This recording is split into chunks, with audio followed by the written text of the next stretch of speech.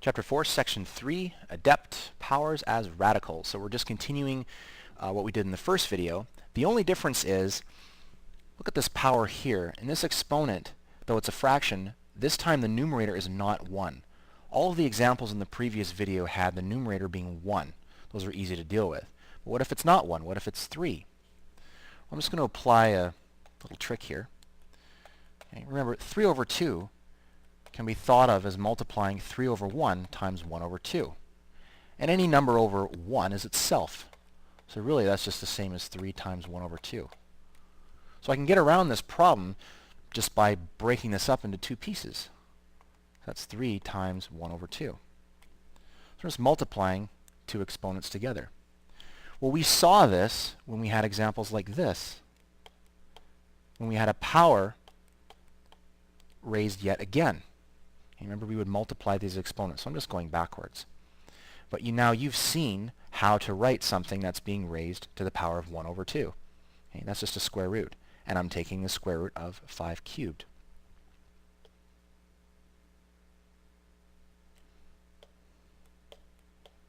Okay, and the little index goes here. But because this is a special case, it's a square root. By convention, we don't write that 2. So it's just the square root of 5 cubed. If it was any other type of root, I would have to leave that index there. All right. Now, you know that when you're multiplying two numbers together, the order doesn't matter. So instead of writing it as 3 times a half, I could have written it as a half times 3.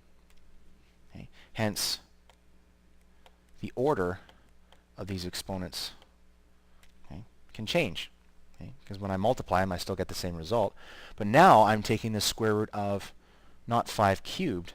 I'm taking the square root of just 5. So that I can write as root 5. But that is still being cubed. Okay. So just have a look at these two radicals. Okay. Both of them are equivalent to 5 to the power of 3 over 2. Okay.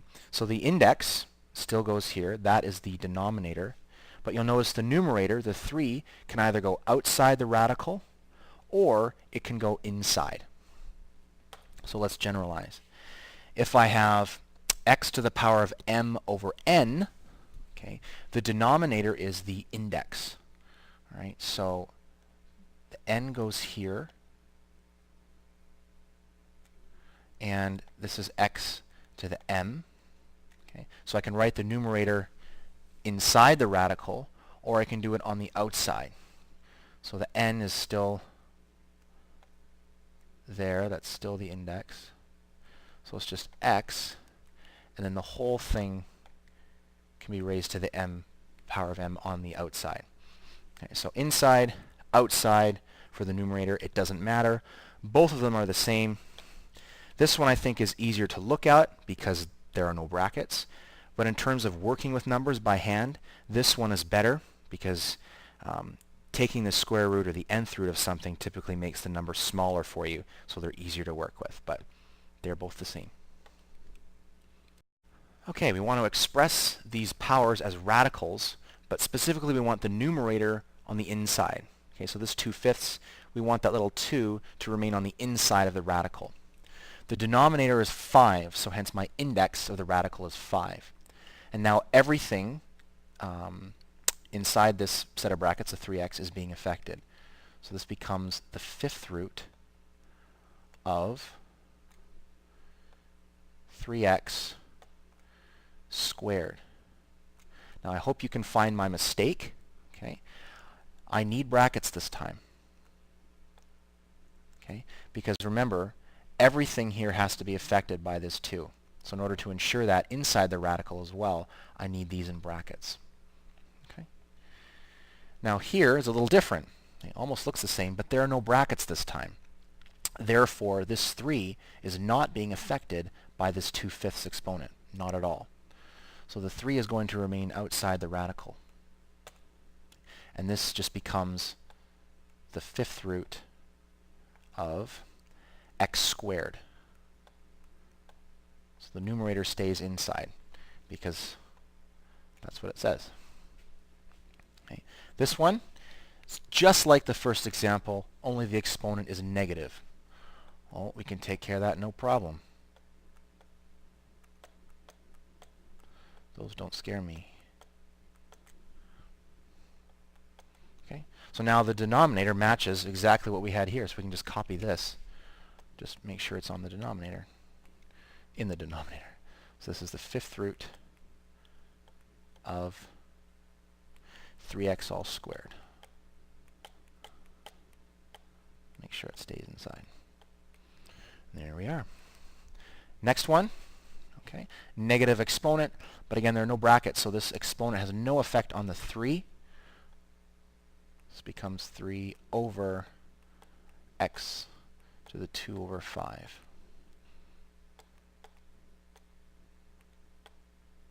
So writing this as a radical becomes the 5th root of x squared. Okay. All right, the next set of examples, what do you know? It's exactly the same. All I want to do is express it with the numerator on the outside. That's not too much trouble. Now, I've basically done all the work, so I'm just going to take my final answers from these 4 and just reposition this exponent right here. So this is the same. So this becomes the 5th root of 3x. Now I don't need brackets anymore because this 2 is now gone here. Okay, so these mean exactly the same thing. All right, this, all right, well,